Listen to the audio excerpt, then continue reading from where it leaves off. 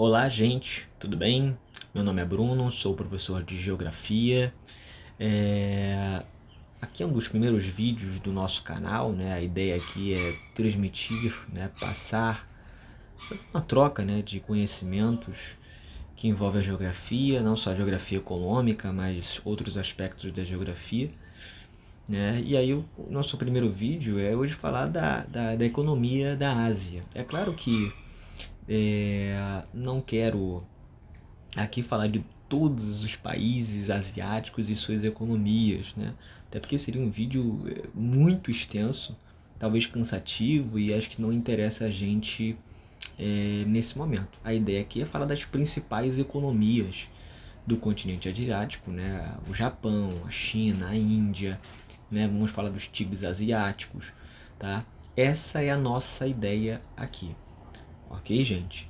Então, primeiro, eu quero falar com quem aqui? Da Índia, né? A Índia que vai ter um grande parceiro por um bom tempo, até o final da Guerra Fria, que vai ser a União Soviética, né? Após a Índia conseguir a independência em 1947, depois vamos fazer um vídeo também falando dessa independência da Índia, né? Em 1947, essa independência dos britânicos, em 47, a Índia vai adotar uma economia com uma forte intervenção do Estado.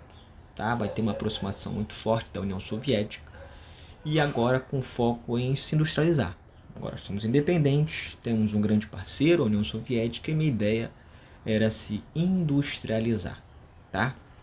Então a Índia vai comprar muitos maquinários, equipamentos da própria União Soviética para fazer as suas indústrias de base, né? E é importante lembrar o que é uma indústria de base, né?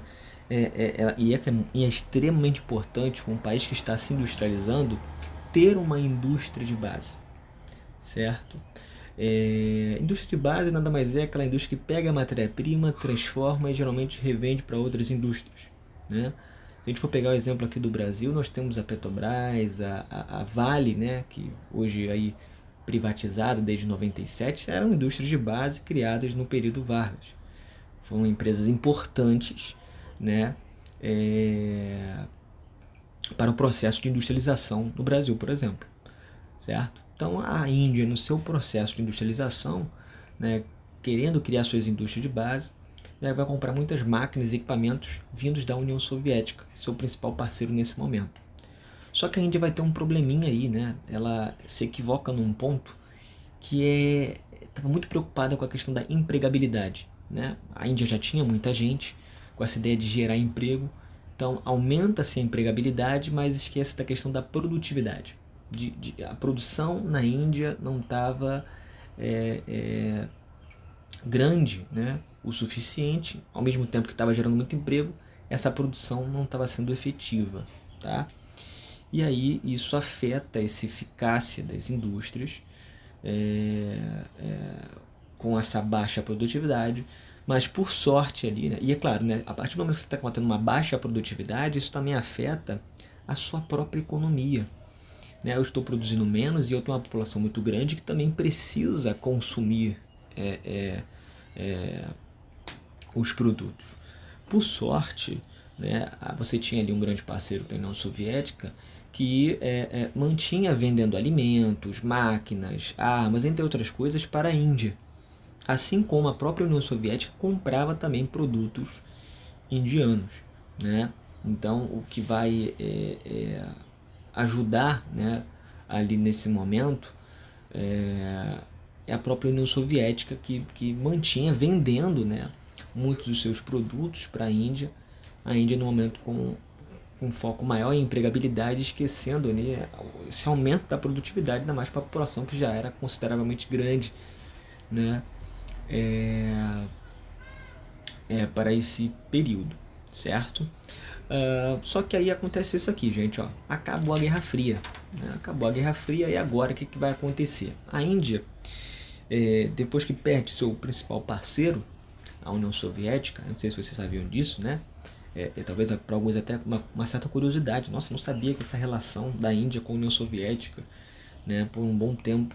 Pois é, mas com o fim da União Soviética, em 1991, o final da Guerra Fria, a Índia vai ter que abrir sua economia para o capital estrangeiro, buscar novos parceiros, né? E aí vai adotar uma estratégia chamada zonas de processamento de exportação. Né? Precisamos trazer empresas estrangeiras para aumentar a nossa produção, para gerar emprego, para aumentar o consumo, para melhorar a economia da Índia, aumentar o PIB. Então isso foi importante para trazer esse crescimento econômico, né? E aí trazer essas empresas estrangeiras para a Índia. Então havia alguns lugares na Índia, né, em si, que a gente vai ter aí as zonas de processamento de exportação. Nada mais é que empresas estrangeiras chegando na Índia, né, vão ser alocadas em muitos lugares com impostos muito baixos para atrair essas empresas, além da própria mão de obra que já era muito grande, né, e já havia um mercado consumidor também muito grande ali, né? Então isso vai ser importante, isso vai chamar muita atenção de muitas empresas estrangeiras, né?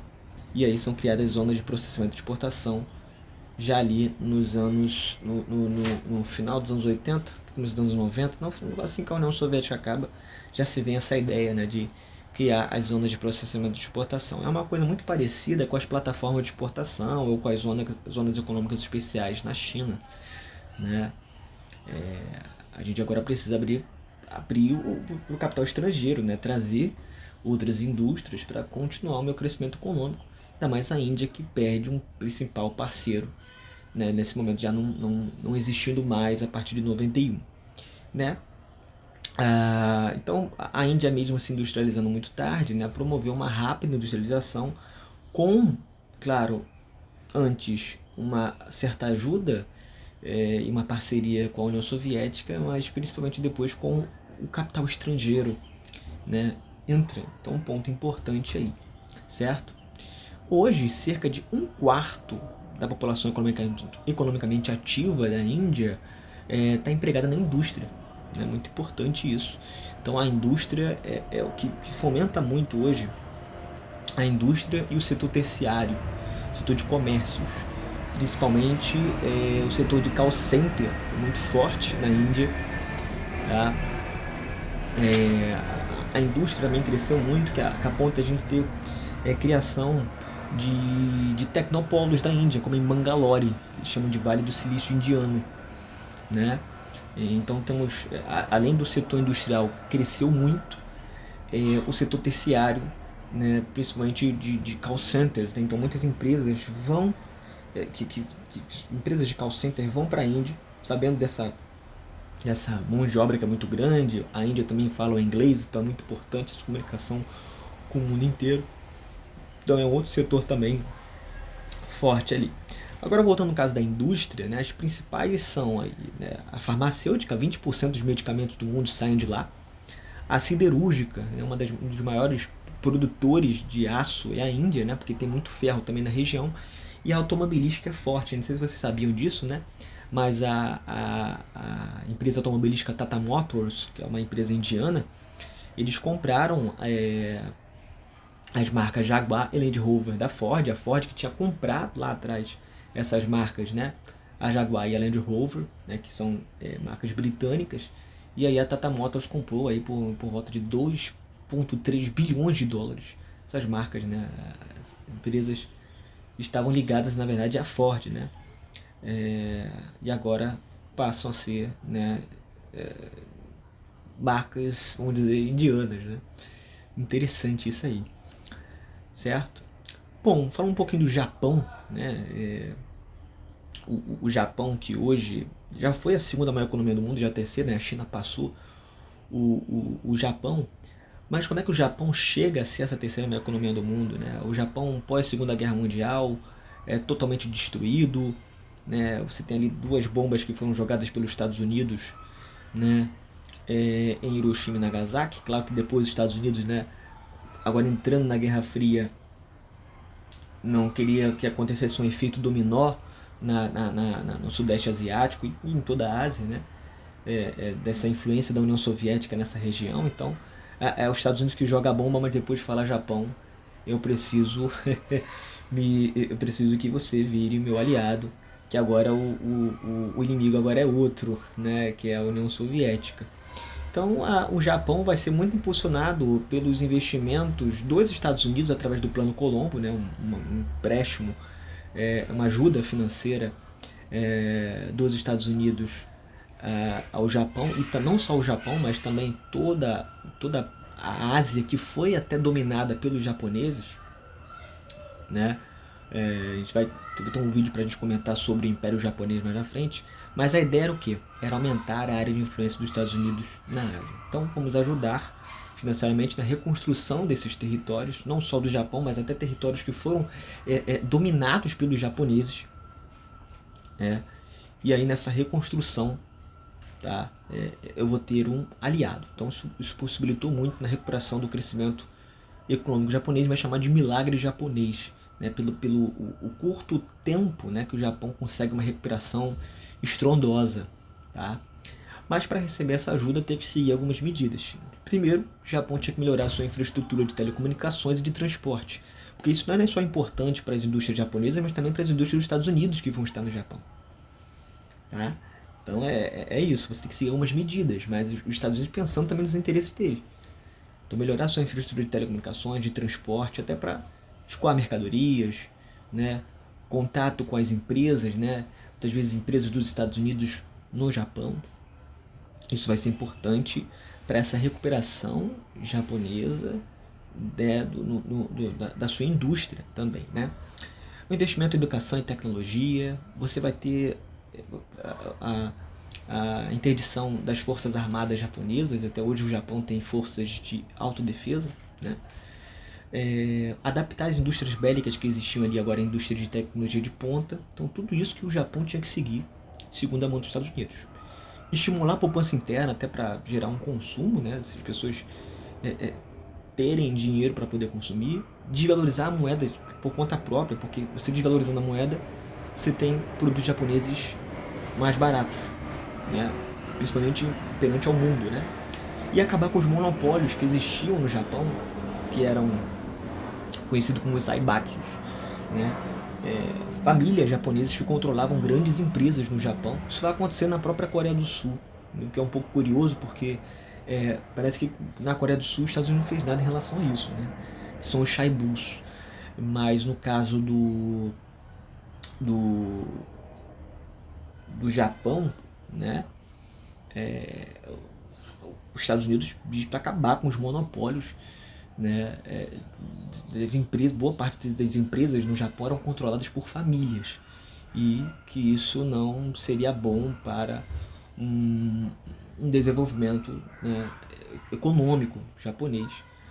Mas tudo isso é para fomentar mais as empresas dos Estados Unidos no Japão. Então o Japão tinha que seguir algumas medidas, né, para não só receber essa ajuda, né, dos Estados Unidos, certo? Através do plano Colombo. Um outro ponto que vai ajudar muito nessa recuperação japonesa, além da ajuda do plano Colombo, é a criação de um novo modelo produtivo, que é o toyotismo, né? A gente sabe que o fordismo já estava aí em declínio, né? Essa produção em larga escala. O Japão, que é um território muito menor, né? Então não dava para se adaptar, para colocar, você produzir muitas coisas não se tinha grandes pátios, muito espaço, né? Então imagine um modelo fordista no Japão, um território pequeno, certo? Então o Japão não tinha muito espaço, não dava para colocar a produção em grandes pátios, então precisava criar um outro modelo produtivo que se adaptasse não só ao espaço, né, mas também às mudanças no mundo, né? O próprio Fordismo já estava em um desgaste. Então um outro modelo produtivo que é colocado, que é o toyotismo, né, vai ajudar muito, né, nessa recuperação e esse crescimento econômico japonês, né? A ideia agora era produzir de acordo com a demanda, né? O que a gente chama de just in time. Eu vou produzir de acordo com a demanda, certo? Então você vai ter que começar a ter a diversificação dos produtos com cores diferentes, funcionalidades diferentes. Eu vou produzir de acordo com o que o meu cliente está querendo, número, não vou sair produzindo em larga escala, né? A ideia do método Kanban é otimizar o tempo, não ficar desperdiçando tempo na produção, não desperdiçar materiais na produção.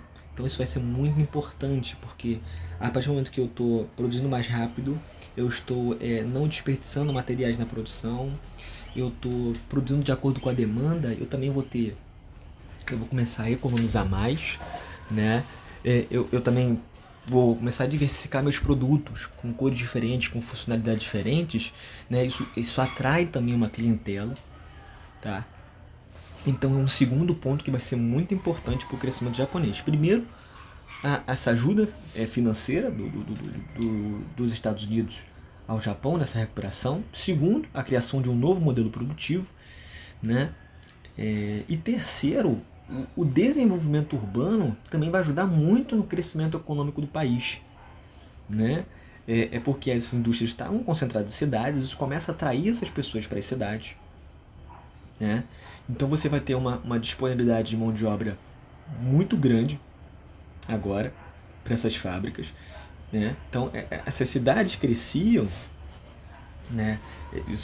Já existiam cidades ali até antes já há bastante tempo, né? Mas essas cidades cresciam, as indústrias estavam nessas cidades, isso estava atraindo pessoas saindo das zonas rurais e do interior para essas cidades, né? Então, para você ter uma ideia, de 1950 a 70, olha o crescimento urbano. De 38% das pessoas estavam no meio urbano, 50%, em 72% da população japonesa já estava no meio urbano, né? Onde estão o quê? Localizadas essas indústrias. Então, um ponto muito importante aí. Ali as imagens que vocês estão vendo ao lado, né, são de multinacionais japonesas que vocês com certeza conhecem, né? A Honda, a Nissan, a Toyota, né? A Sony, a Sanyo, né? Nintendo, né? O Japão tem diversas multinacionais, tanto de indústrias automobilísticas, quanto também de tecnologia de ponta, né? Eletrônicos, por exemplo, né? Então, a partir do momento que o Japão vai tendo seu crescimento econômico japonês, né? Esse milagre japonês que está acontecendo, você tem o surgimento de multinacionais. As empresas do Japão começam a ir para outros territórios, para outros países, porque a sua mão de obra ela começa a ficar mais cara com o tempo, né? Exige-se uma maior qualificação, porque agora você tem um investimento em educação. Aliás, entre as medidas que a gente viu ali, né? A gente for olhar as medidas que os Estados Unidos, né, coloca ali para receber essa ajuda do Plano Colombo, era investimento em educação e tecnologia, para qualificar essa mão de obra. Então ela começa a ficar cara. Então muitas empresas japonesas começam a crescer, se tornam multinacionais e começam a ir para outros países, inclusive dos tigres asiáticos, né? Onde a mão de obra é mais barata, certo? Bom, e aqui falando um pouco da China, né? Depois eu vou fazer um vídeo só falando sobre a China, mas o objetivo desse vídeo aqui é falar das economias, as principais economias da Ásia, né? Hoje a China é a segunda maior economia do mundo, né? E o que vai levar a esse tal estágio, né? Principalmente quando a China abre a sua economia no comando de Deng Xiaoping. Tá? Deng Xiaoping vocês estão vendo aí do ladinho, né? A China tinha uma economia muito fechada, tinha ali antes o principal parceiro a União Soviética, né? No período de Mao Tse-tung, né? Quando Mao Tse-tung sai, né? E depois do desastre do programa econômico, grande salto para frente, né? O processo de revolução cultural que foi muito perverso na China, né? O próprio Partido Comunista Chinês viu que não dava para continuar com Mao Tse-tung do poder, você vai ter muita oposição em relação a isso, né? E a China viu que para ter um crescimento econômico precisava, né, ter mais parceiros, abrir sua economia, e é nesse período que a gente vai ter uma espécie de economia híbrida, né? A China se torna uma economia socialista de mercado, é um capitalismo com socialismo, né? A partir da entrada de Deng Xiaoping, tá? Quando ele entra como o principal líder, né, o presidente chinês, ele cria as zonas econômicas especiais, né? Lembra que eu falei das zonas de processamento e exportação na Índia, né? Você vai ter aqui as zonas econômicas especiais, que é basicamente, ó, no litoral chinês, tá? No litoral chinês você vai ter ali onde está em pontinhos pretos as zonas econômicas especiais. E o que são essas zonas econômicas especiais? São empresas estrangeiras, tá? Essas empresas estrangeiras vão estar vindo para a China, vão fazer parcerias com empresas nacionais, e a gente chama isso de joint venture, tá? E joint venture é muito comum, você tem muitas empresas aí que se aliam por determinado momento para fazer parcerias entre elas. Vou dar um exemplo aqui, a Sony Ericsson. Você já ouviu falar da Sony Ericsson, né? A Sony, empresa japonesa, Ericsson, empresa sueca. Por muito tempo fizeram parcerias para fazer o que? Celulares, né? Certo? Você teve um tempo a Toyota e a Panasonic, né? Você vai ter outras empresas que vão fazer parcerias por um tempo para trocar tecnologia. Muitas vezes algumas empresas estão mal financeiramente, uma ajuda ali numa certa recuperação. A gente chama isso de joint venture. Isso vai ajudar muito, muito as empresas chinesas crescerem, porque eles começam a fazer uma espécie de transferência de tecnologia. É aqui que eles aprendem como estrangeiro. Isso é genial, cara. Tá? É aqui que eles vão aprender a tecnologia que o estrangeiro está trazendo. Tá? Como eu falei, né, essas zonas econômicas especiais, elas ficam nas zonas costeiras, né, então é muito importante até para escoar essas mercadorias. Então as empresas estrangeiras vão se alocar ali, fazendo parcerias com empresas nacionais. E aí a China já tinha uma população consideravelmente grande, né? Então você tinha mão de obra barata, a China vai dar isenção fiscal para essas empresas, muita matéria-prima que a China tem, né? A China tem as famosas terras raras, né? Que aí muitos minerais raros foram encontrados na China, além do carvão, do urânio, do ferro. Então tudo isso vai chamar atenção, né? Além do mercado consumidor, né? Você vai ter também uma população ali muito grande que está consumindo essa produção. Não ia tudo além para exportar, né? Mas você também podendo estar vendendo para o próprio território. Então a economia que mais cresce aí, muito por conta disso, né? Vai ser um passo muito importante, né? Essa abertura da economia chinesa, né? Você tem essa economia que mais cresce de 78 até 2019, a média foi de 9% ao ano o crescimento chinês, o que é assustador. Em Brasil cresce isso ainda desde do período militar lá, que o Brasil chegou a crescer isso, mas não mais. Então são números assustadores, né? Um ponto importante que ajudou muito também o aumento do processo produtivo na China foi interligar os territórios com ferrovias, né? Para escoar a mercadoria. E claro, é isso, né? A partir do momento que eu estou criando mais ferrovias, eu estou transportando pessoas para consumir dentro do território, eu estou escoando mercadorias, isso ajuda no crescimento da economia. Tá? Então isso vai ser muito importante para um Estado grande, né? Que pensa na sua construção de nação, né? Investir em ferrovias é extremamente importante. É algo que o Brasil poderia fazer, né? Você vai estar induzindo o consumo, as pessoas vão estar se transportando mais dentro do território, né? Fazendo que outras regiões do território cresçam economicamente, é mais consumo, eu posso escoar mais mercadorias em grande quantidade, né? Então, outro ponto muito importante para a China, além das zonas econômicas especiais, essa abertura que a China vai fazer da economia, o segundo é investir numa infraestrutura. Isso é muito importante. Investimento em infraestrutura, principalmente de transporte. Para a China isso foi essencial. Tá? E aí você tem várias marcas chinesas hoje em dia, né? De indústrias automobilísticas. Olha quantas indústrias automobilísticas chinesas existem. De eletrônicos, né? A Xiaomi, por exemplo, a Huawei, né? E aí, até hoje, redes sociais como o TikTok, também marcas ali mais do setor terciário, né? A Shein, a Shopee, a Alibaba, né? Então, olha quantas hoje multinacionais chinesas existem, e muito começando desde lá, a partir das zonas econômicas especiais, né? essa ideia da transferência de tecnologia, esse aprendizado que vai ter com o estrangeiro e o chinês só aprendendo, né? O chinês só aprendendo. Isso foi uma sacada genial dos chineses, certo? Ok? Um outro setor importante que cresce bastante é a agropecuária, né? 40% da população da China segue no meio rural. Você está dando uma migração muito grande para as cidades, né? Então você está formando até muitas megacidades na China, tá? É um dos maiores produtores e consumidores agrícolas no mundo, né? O setor primário corresponde a 8% do PIB chinês, tá? Então a China produz muito arroz, trigo, milho, algodão, amendoim, batata, são os mais comuns. Na pecuária, o destaque é a criação de suínos e aves. Mas a China também compra muito de outros países, né? Principalmente do Brasil. A China compra muita soja, carne do Brasil, né? Ainda também compra muito do nosso ferro, por mais que a China também tenha muito ferro presente no seu território, principalmente na região da Manchúria, tá?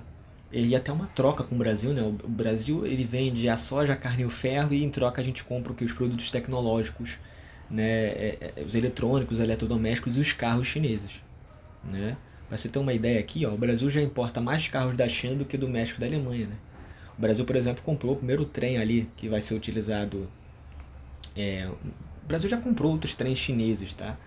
Mas isso aí, caso o governo de São Paulo chegou a comprar um trem para a linha 17 Ouro, né? Muito moderno, aliás, né? Bem rápido, né? Um trem aí comprado da China, né? Ok? Então, o que vai ajudar muito esse crescimento chinês? Primeiro, olha, abrir a sua economia para aprender com o estrangeiro. O investimento em educação e tecnologia foi muito importante, né?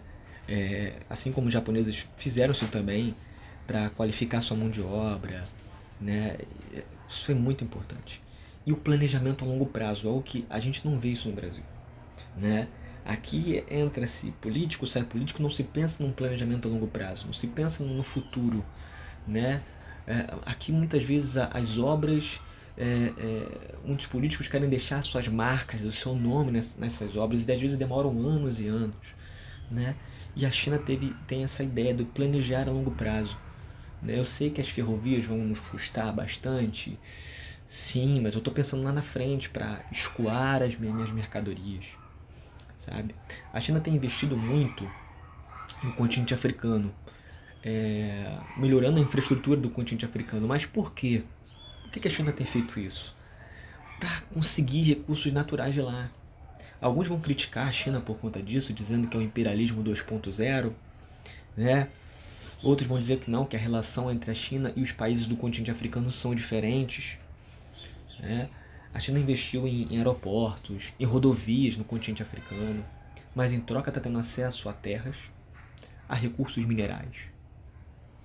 Entende? Que é importante para o quê? Para as suas indústrias, para a sua população, que é muito grande, precisa alimentar essa quantidade absurda, né, de gente. Certo? Então a gente pode dizer que foram pontos importantes para essa construção da economia chinesa. Certo? Aqui, gente, falando um pouco da região do Oriente Médio, né? Então aí não especificamente um país, né? Sim, uma região dentro da Ásia. O Oriente Médio respira petróleo, né? A economia dos países do Oriente Médio são pautados basicamente no petróleo. Isso é perigoso se a gente for pensar, né, mais à frente. O petróleo é um recurso natural que é finito, ele vai acabar em algum momento, né? É uma região que tem muita dificuldade na agricultura, então é uma região com muitos desertos, né? Então a saída foi investir no petróleo para gerar o crescimento econômico desses países do Oriente Médio. Então as 10 maiores reservas de petróleo do mundo, 5 estão no Oriente Médio, gente. 5 estão no Oriente Médio, tá? Então é muito petróleo ali. Todo o Oriente Médio é uma grande área de bacia sedimentar. Áreas de bacia sedimentar, gente, é muito comum você ter petróleos, né? Então, só para mostrar para vocês aqui, deixa eu ver se eu tenho a listinha, olha só. Ali são os países que produzem, né, milhões de barris por dia, né? São países que têm grandes reservas de petróleo, também produzem, e aí tem uma diferença, né? Quando você fala reserva, tem a Venezuela. A Venezuela é o primeiro lugar em reserva de petróleo. Mas a questão da crise, né, ela não é colocada hoje como um país que produz muito. Aqui é uma lista dos países que estão produzindo muito petróleo. Nessa lista você está vendo ao mesmo tempo países que têm grandes reservas e também produzem bastante. Tá? A Venezuela não está aí por conta da sua produção que diminuiu muito. Mas isso falando em relação ao Oriente Médio, tá? A Arábia Saudita tem uma grande reserva e produz muito. São 10 milhões de barris por dia. Isso é assustador. Vamos pegar só os países do Oriente Médio ali, ó. Arábia Saudita. Cadê aqui? O Iraque. 2. Emirados Árabes Unidos. O Irã e o Kuwait. 5 países do Oriente Médio estão entre os países que mais produzem petróleo do mundo. E também, se a gente tivesse aqui, são esses 5 que têm as maiores reservas de petróleo do mundo. Do Oriente Médio. Tá? Então, o Oriente Médio respira petróleo. E é por isso que os Estados Unidos olham para o Oriente Médio e busca fazer interferências políticas ali. Interferir em questões políticas internas, né? Defendendo um determinado político, que esse determinado político pode me favorecer para eu ter acesso à reserva de petróleo. Entende?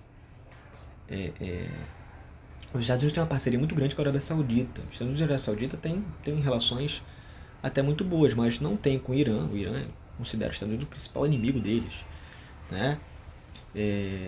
O Iraque nunca teve boas relações com os Estados Unidos, né? Então, aqui é o Oriente Médio, né? Mostrando no mapa para vocês, né? O Oriente Médio, gente, aí não confunde, o Oriente Médio é uma região da Ásia, né? O pessoal acha que é um continente, não, é uma região. A Ásia é dividida em algumas regiões: Ásia Central, né? O Sudeste Asiático, o Sul da Ásia, e o Oriente Médio é uma delas, né? Uma dessas regiões.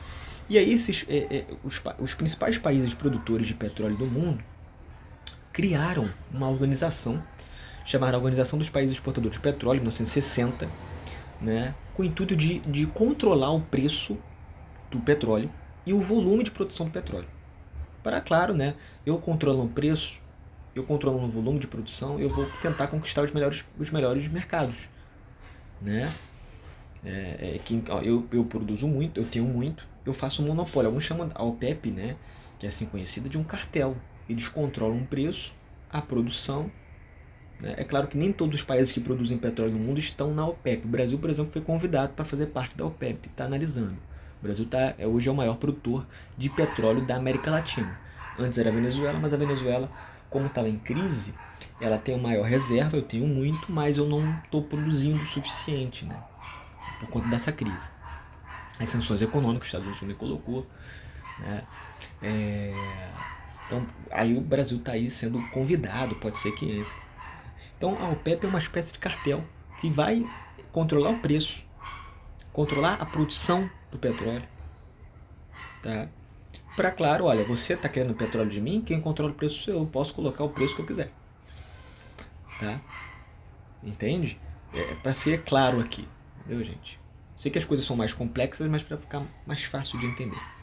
Boa parte dos países que fazem parte da OPEP estão do Oriente Médio, né?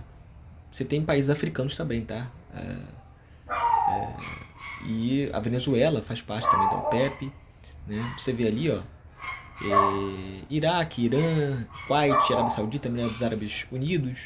Você tem outros aí dos países africanos, né? O Gabão, Guiné Equatorial, Nigéria, Argélia. Então vê que é uma região onde tem muito petróleo, né? Certo? E aí, pra gente... Opa, deixa eu botar aqui. Pra gente encerrar, falar dos tigres asiáticos, né? Eu não sei se vocês já ouviram falar desse termo, mas são países ali, principalmente pegando o Sudeste Asiático, que tiveram um crescimento econômico muito rápido. E claro, o que ajudou também nesse crescimento econômico muito rápido? Eles receberam a ajuda do Plano Colombo.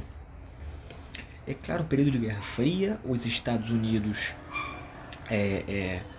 com aquele medo de um efeito dominó, de uma União Soviética começar a influenciar esses territórios do Sul e Sudeste Asiático, né? Eu vou ajudá-los a se reconstruírem, mas é porque eu estou de olho, né? Para que esses países não sejam influenciados pela União Soviética e também pela China, que está ali, que também é um país de viés socialista, certo? Então, muitos desses chamados tigres asiáticos, e eu vou falar por que esse nome tigres asiáticos, tiveram ajuda do Plano Colombo.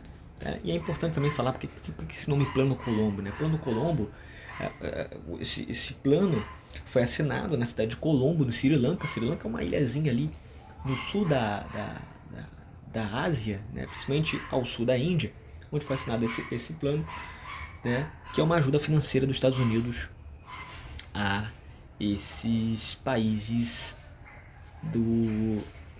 asiáticos. Né? Você teve o Plano Marshall, uma ajuda financeira à Europa Ocidental, e o Plano Colombo, certo? Essa ajuda financeira que os Estados Unidos vai dar não só ao Japão, né? Que o próprio Japão que dominou quase toda a Ásia e a Oceania, né? Com a ideia do Império Japonês, mas também esses países que foram até atingidos pelo Japão, né? Que foram dominados pelos japoneses, que também sofreram durante a Segunda Guerra. 4 territórios foram denominados de tigres asiáticos. Por quê? Porque cresceram muito rápido economicamente, como a agilidade de um tigre, né? Fazendo uma brincadeira, uma certa analogia, né? É um crescimento com uma certa rapidez, né? Assim como um tigre é rápido.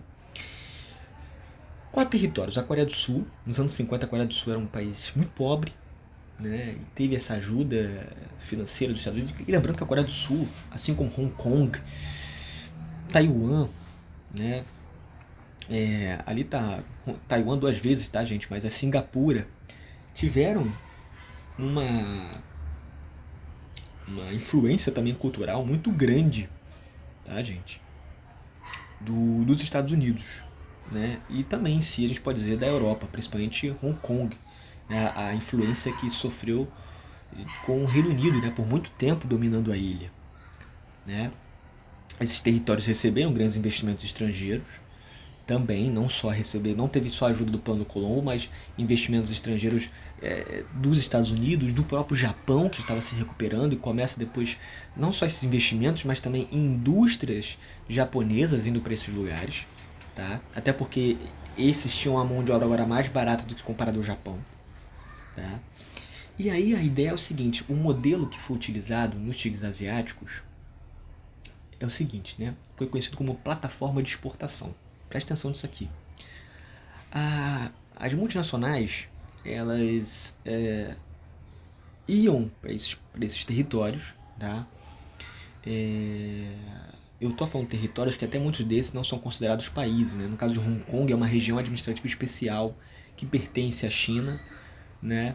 E aí vou fazer um vídeo também falando sobre o caso de Hong Kong, né? Taiwan, que diz que é independente, mas a China fala que é território deles. Então, eu estou usando muito esse termo territórios, né? Que aí, para a gente usar o termo países, para ficar um pouco complicado ainda atualmente, né? Essas multinacionais, tanto dos Estados Unidos, do Japão, depois começa a aparecer do Reino Unido, da própria Alemanha, começam a ir para esses territórios porque tinha muita mão de obra barata, recebem isenção fiscal, isso é, não pagar imposto, posição privilegiada desses países, né? Não sei se eu tenho, não tenho um mapa aqui, mas Taiwan, Hong Kong, tem saídas para o mar, Coreia do Sul, a Singapura, né? Que é considerada uma cidade-estado, né? Então tinha uma posição, esses territórios têm posições privilegiadas, certo?